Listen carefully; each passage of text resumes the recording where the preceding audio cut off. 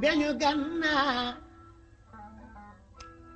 Samaria molo baroga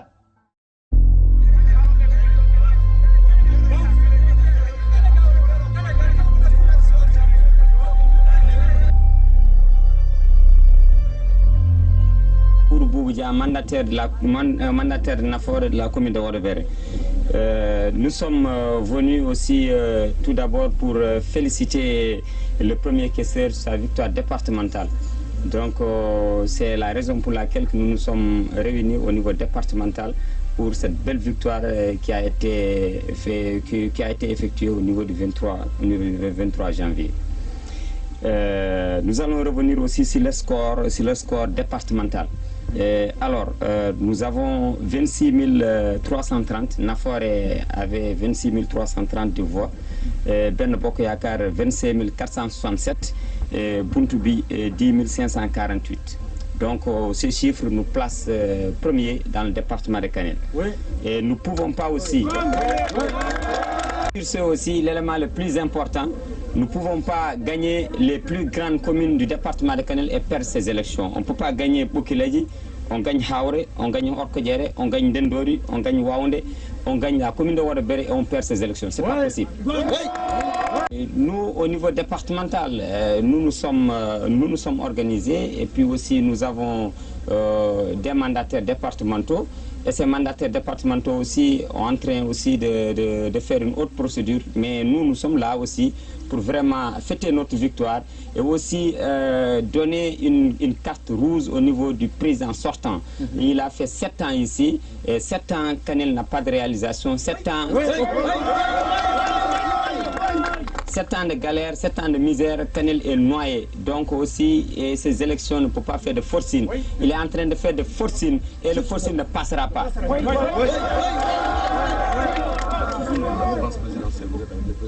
Nous sommes sur la mouvance présidentielle, bien sûr, mais nous sommes sur la bannière parallèle, NAFORE. Ouais.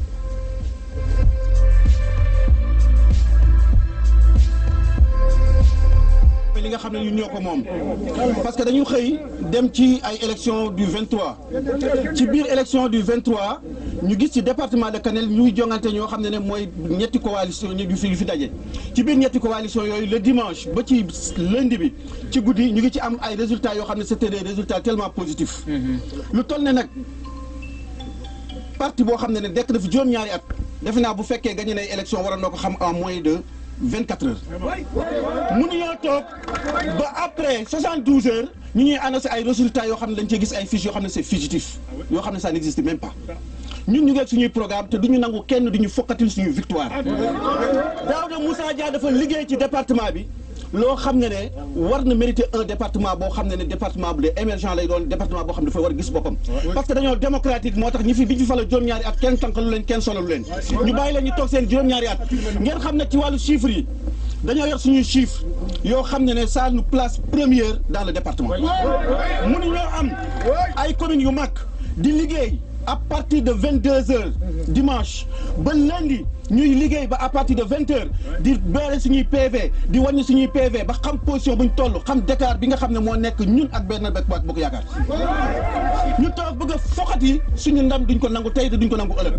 lépp lu mu jaral département bi jaral nañu ko ñun ñëpp lu mu loolu weesoo nag ci wàllu chiffres yi dañ ñëwaat ci NAFORE mu ngi am 26 330 benn bokk yaakaar am 25 467 buntu bi am 10 548 ñun ñii ñi nga xam ne ñoo doon veillé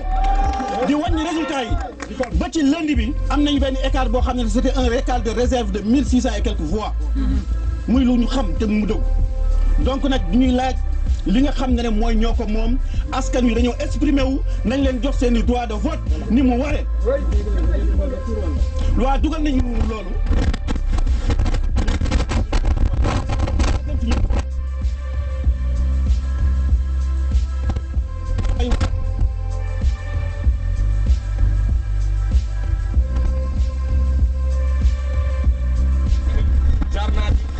Premier questeur à l'Assemblée nationale et victoire mo dañi ender département Kanel eden ngandi ender département Kanel ko gañi gol laabtugol parce que won président gonnorɗo waɗi ɗo 7 ans ala ko waɗi ko on fiyaɗo ha nangue ɓoggol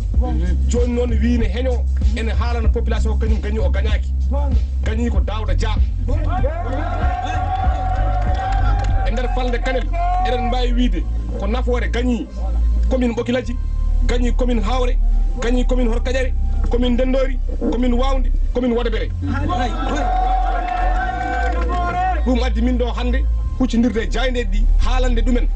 won information ngaji ɓe nanata walla président nene heñone wiide déclaration mum gañima département gañaki hay nokku amin kooli amin gandi Sénégal fo ne andi ko Daouda gañi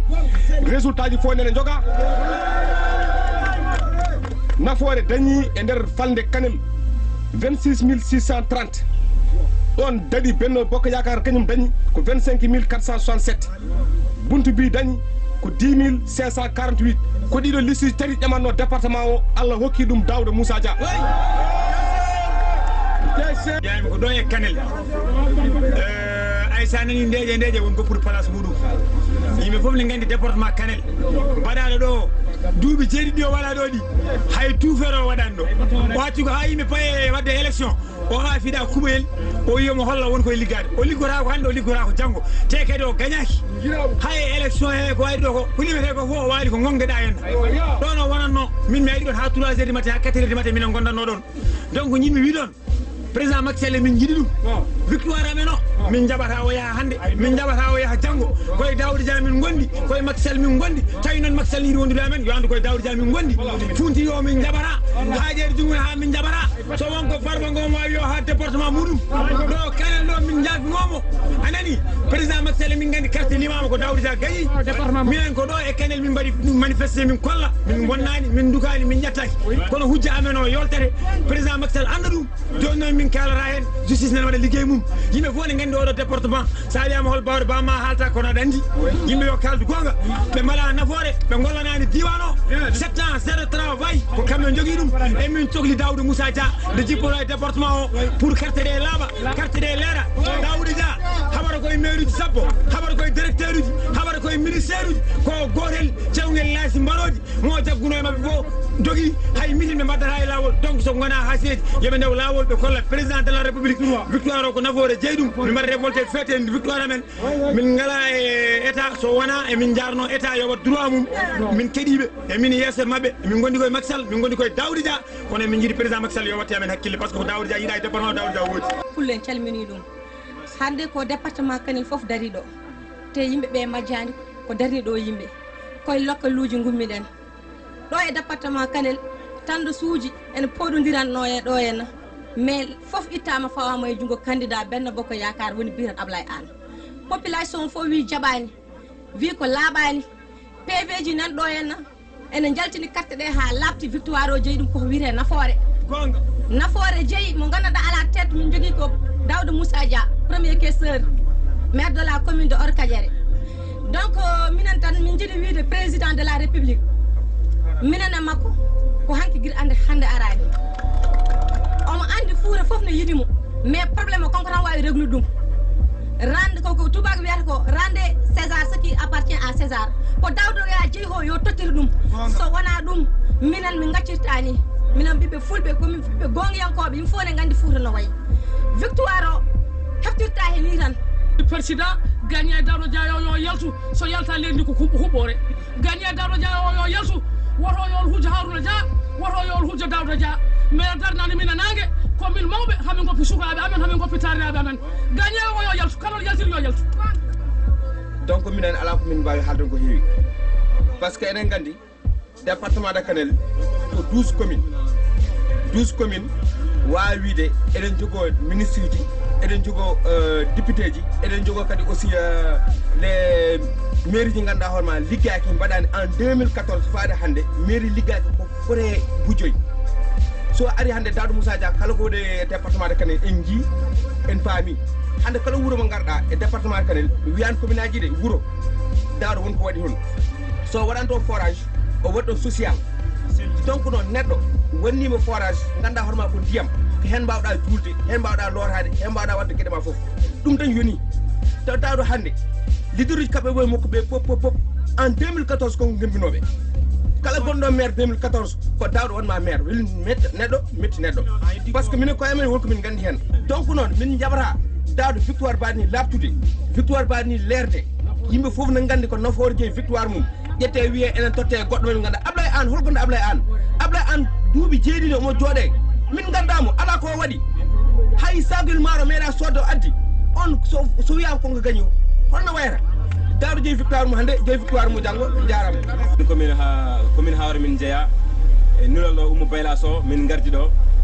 wadde soutenir Daouda Moussa Dia no programme o yarini yimɓe fof ne musuɗi men kadi ko metti gaddi minen ɗo kadi yimɓe mbaɗirno Daouda départemental ko haw safrani yimɓe metti gonɗe commune aji par ce que minen min jibina e Hawre rek min jii metti e commune o min jii anen avantage haydara Daouda hoore mum walluno commune Hawre gonnoɗo ha jooɗi guila e nden o ari yidde wallude yimɓeɓe ɓeɗo ɓe mbawa tagde yimɓeɓe yaade e metteren ken sukaɓe ken jeunesse il faut ko balleɗen mais Daouda victoire konko jeeyi soɓe dokkima konko jeeyi soɓe dakkanimo konko jeeyi commune aji finade wonde hende mette gonɗe hende ɗum saabi yimɓe gaari hande haɓana ɗum amin ñaagui Allah yo Allah laɓɓin ɗum ha laaɓa jarama minen noon ala komin cohli hande e leydi he miɗen caggal Allah miɗen caggal mawɗo leydi o minen ɓiɓɓe fulɓe aynaɓe foof ala mbo min jii hande ala mbo min nani ala ballo min so wona questeur assemblée woni Daouda Moussa Dia